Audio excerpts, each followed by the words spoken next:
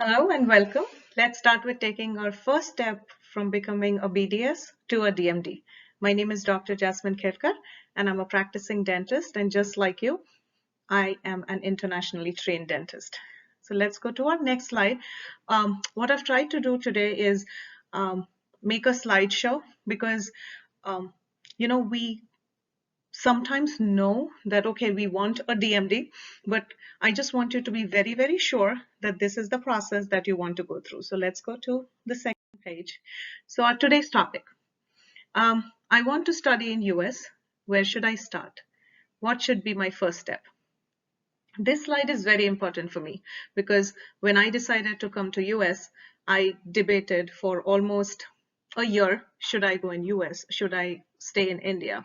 Should I, um, go for an MDS in India? And, what are the other things that I should be thinking about other than DMD and the other factors that I should consider?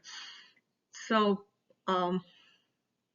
let's say, just like me, you've been debating, jana chahiye, nahi jana chahiye. Should I go? Should I not go? Is US the only place that I want to go? Should I even pursue a DMD? What are the other options that I have? So this particular video of ours will walk you through, that exactly where you are in your decision process, and it will maybe help you decide. So the reasons. Why do you want to come to the US? Is it because you always dreamt of that one day you will go to the United States, the land of opportunity? And this truly is a land of opportunity. It is the land of the free. It is an amazing place to live. People are really good. The opportunities are unlimited. And as long as you're ready to work hard and you've put your head in the right place, everybody is trying to help you. So what are your reasons to come to the US? Do you have family here? Are you going here because your friends have told you that, this is a nice place, you should come, you should live here? Or is it because, you're getting married, your fiance is here? Or is it because you want to experience a different culture, a different part of the world? See this part of the world, experience everything that's here, whether it's the food, whether it's the culture, whether it's the places, whether it's the people. And this truly is a melting pot. So is that your reason for coming to US? And is this the only option for you, or is it one of the options for you? So, for me, when I decided to come to US, I did weigh a lot of things. Do I want to go there? Because my family is in India, and for them, they love to visit US, but for them, this is not an option. They would rather be back home. And so you need to know that what is your option of coming to the US. And if you're already in the US, then definitely you should consider doing a DMD. So know what your reasons are. And for some of you, if the reason is to come here, learn the new technology, and then go back to India or your home country, then your process and your path should be slightly different than DMD. And I'll walk you through as much as information that I know. I'll be more than happy to share that with you. Where should I start? Now, this is the most important question. So one thing is for sure, we have agreed that you want to come to the United States. So then where should you start? The next question comes to your mind, which should, is what do you want to study? And when I say what do you want to study is, do you want to study dentistry? Do you want to take a public health career? Do you want to learn something in infection control? Do you want to learn about health policy? Do you want to learn more details about the financial aspects of public health and how it impacts the economy in general? Or do you want to come here, do a residency program, get a certification, and go back to your home country and practice there?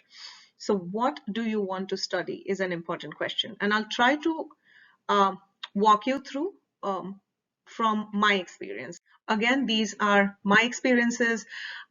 Please feel free to share any experiences that you've had so all our viewers and friends across the globe can benefit for it. So is DMD the right choice for you? So the question is, what is your long-term goal? After DMD, are you going to stay in US or are you planning to return back home?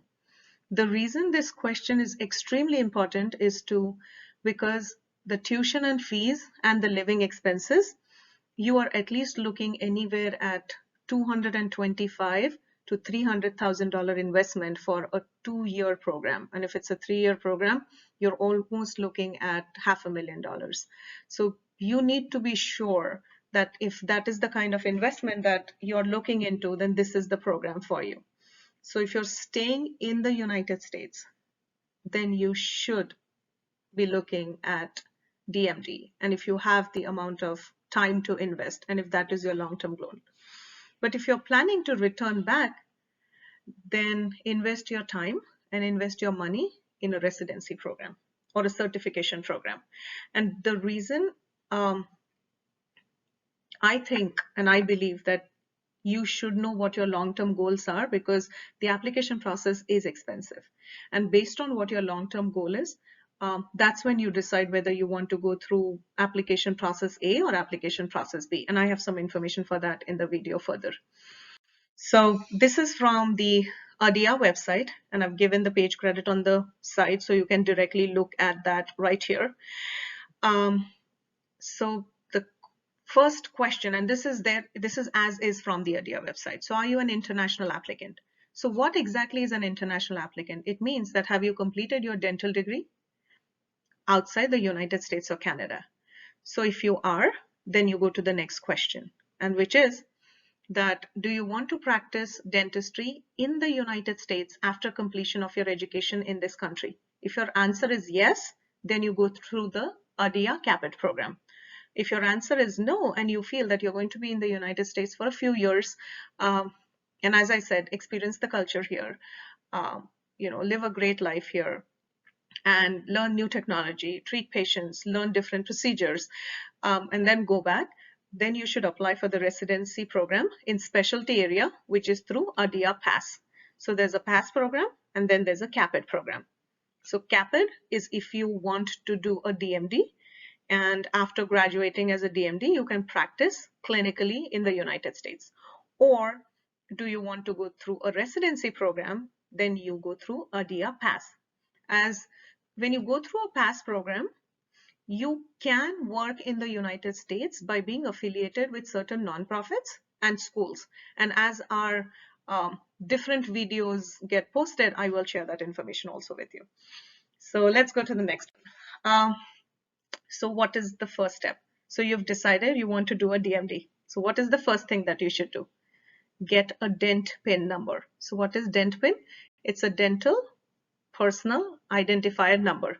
You can go to ada.org website, and under education and careers, you find Dent PIN. I've listed the link on this slide, and I'll also list the link in at the bottom in the description. Where do you need a Dent PIN number? So this is extremely important number. You'll need it for if you are an undergrad and want to come here for a 4-year program, you'll need it to take your DAT exams. You'll need it for your dental boards, part 1, part 2, or the new dental board that's, the NBDE that's coming up. If you want to practice in the United States as a dental hygienist, which you can after, in certain states, the rules are different. And if anybody is interested, please drop me a message and I'll have a separate video for that. So you have for the ADIA application, for the CAPIT application, for the match application, you definitely need a Dent PIN number. It's very simple. You just go to this website, you enter your credentials, your name, first name, last name, email address, your date of birth, a phone number to reach you at, and a physical address. And then when you click next, go to the next page, and this is your Dent PIN number. Please save this number. It's an extremely important number. If you somehow forget the Dent PIN number or you lose it, and which happens, you can always go back to the email address, and then you can retrieve the Dent PIN number and you can request a change password. About password policies, please make sure that it's not a generic password, because your Dent PIN number is your personal identifier, fire number. So make sure that it is safe, secure. Try not to share it with friends and family. Keep it with yourself. Once you've done the Dent PIN number, and you anyway need the Dent PIN number to register for your National Board Part 1. Now, this is a question which some people have asked me that should we fill the CAPIT application after taking the boards or before taking the boards? One good thing with the CAPIT application is you can start the application process even before the cycle has started. So basically, let's say May 1st or March 1st is when the application site, applications open. You can fill your application in December and save it. The only thing you cannot do is send it to the schools. But I think it's a good practice to go and fill out all the application, because that is something a lot of my friends did. They went to CAPIT, they filled out the application, they uploaded their CV, their personal statement, or some of them had a resume, and they got letter of recommendation, which of course you don't upload, but you send it.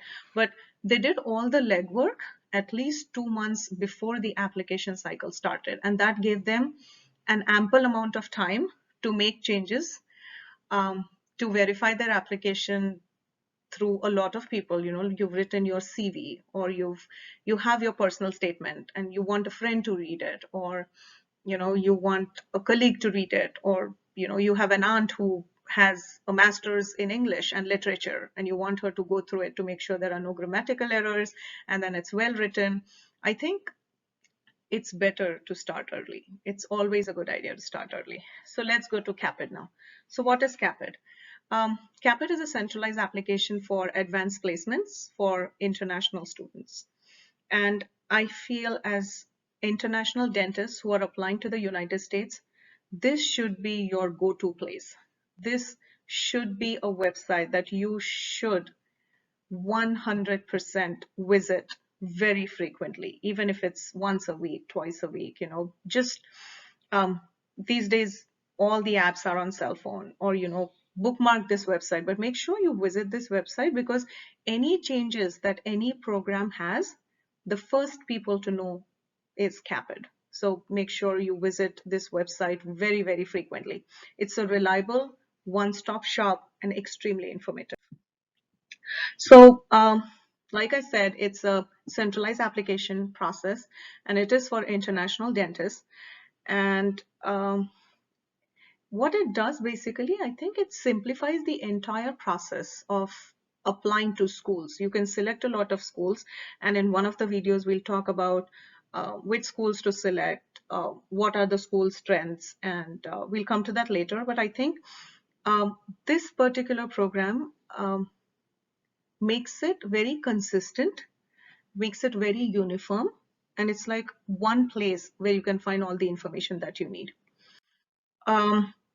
This is for your information, that they are available Monday through Friday, 9 to 5 Eastern time. So when I say Eastern time, it's the time that's in New York, in Florida, in Washington, DC. So the Eastern zone of the United States. And there is their email address and a phone number. I think one of the best ways to contact them is you send them an email, but please make sure when you send them an email, make sure in the subject line, put CAPIT ID number, and then put your number within parentheses, within brackets, and then just say question about whatever question you have. And then, because I think that helps them to identify you faster. And then once you start writing the body of the email, make sure even in that you write that, dear CAPIT representative, hope all is well. This is my CAPIT ID, and I have the following questions. You don't have to give them your email address. Of course, you're sending them an email, so they have that. But if you've used a different email address to fill in your application, they don't need that.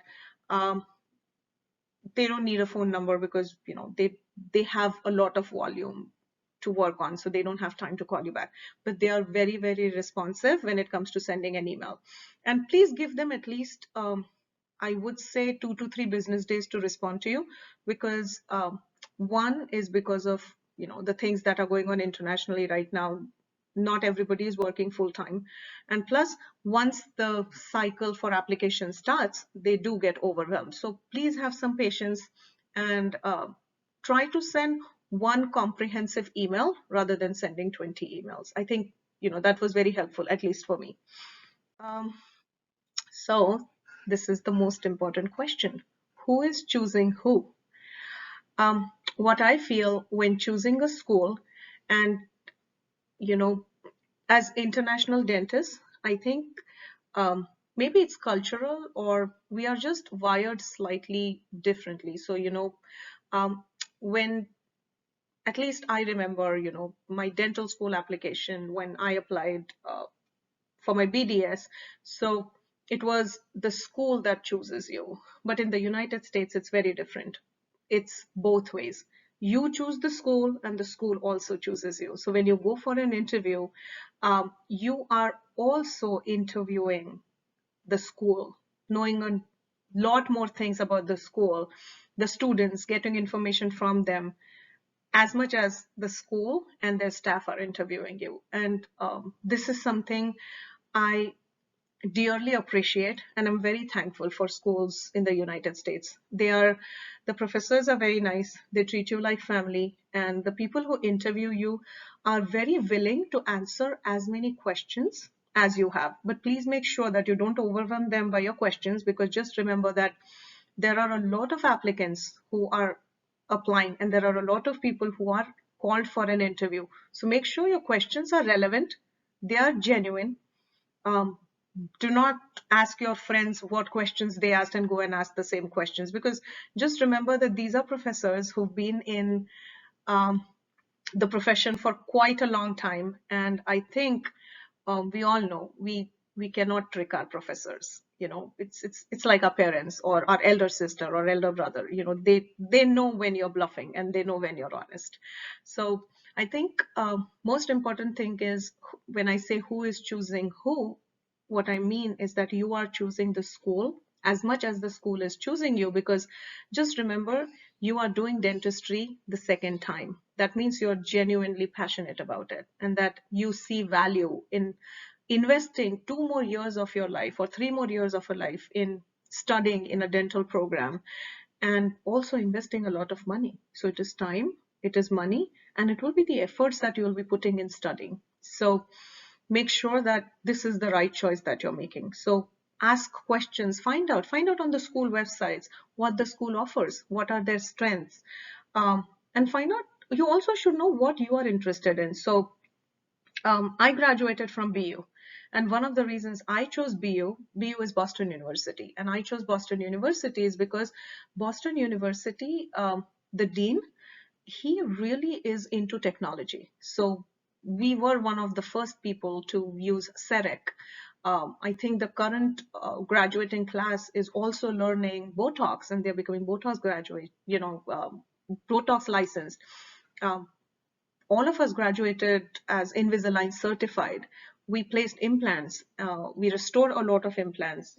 I had someone in my class who almost placed, I want to say, 18 or 20 implants in a DMD program.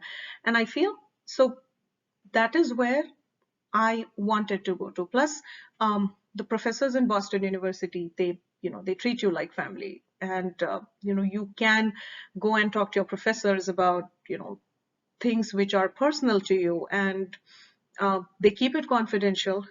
They will offer help where they can. They'll be great mentors, and they'll be mentors not just for during the school, but they are mentors for life. And that was my reason to choose Boston University. um, Before this, when I graduated with my master's program, at that time, my interest was about being in a place which is nice and warm, has a similar temperature as India, and a place where I could relax, but at the same time, I could learn a lot of new and different things, and therefore I chose Florida, because the temperature is exactly like the central part of India where I'm from, and the cost of living was comparatively lower than, of course, the Northeast, which is slightly higher. So please make sure that you not only study what the school is offering, but also look at, if you have family close by, or if there is, what is the cost of attendance. Just to let you know, when I came to the United States, I had some friends who graduated maybe like 4 or 5 years before me, but I had no family in the country. And, so for me, the choices had to be very sure, where I feel comfortable, So please make sure that that is something um, that you factor into when choosing a school. The next thing is, are you interested in research and development? So if you're interested in R&D, then choose a school which gets a lot of grants in research. There are certain schools which are really vested, and like NYU does a lot of research in health policy, and if that's NYU also is great school clinically.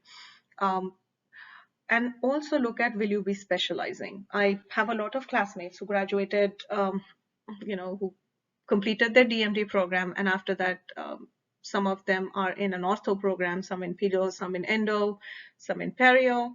So if that's something that interests you and you feel this is where you see yourself, then look at schools which also have a specialty program. And then there are, of course, other factors. You have to look at the expenses, the tuition, how close it is to the closest international airport. If you like to travel a lot, is it close to an airport that you can take flight and travel the country?